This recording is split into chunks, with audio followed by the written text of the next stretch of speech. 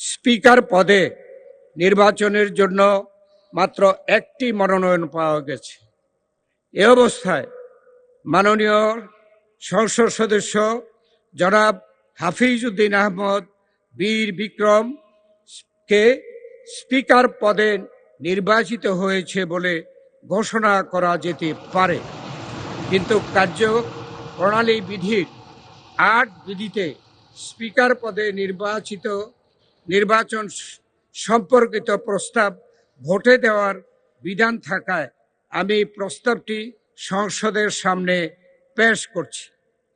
সংসদের সামনে প্রশ্ন হচ্ছে, নির্বাচনী এলাকা ১১৭ ভোলা ৩ থেকে নির্বাচিত মাননীয় সংসদ সদস্য জনাব হাফিজউদ্দিন আহমদ বীর বিক্রমকে বাংলাদেশ জাতীয় সংসদের স্পিকার পদে নির্বাচিত করা হোক।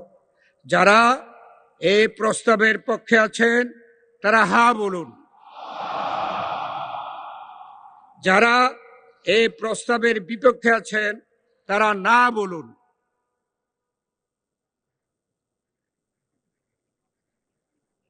আমার মনে হয় হা জয়যুক্ত হয়েছে, হায় জয়যুক্ত হয়েছে, হায় জয়যুক্ত হয়েছে।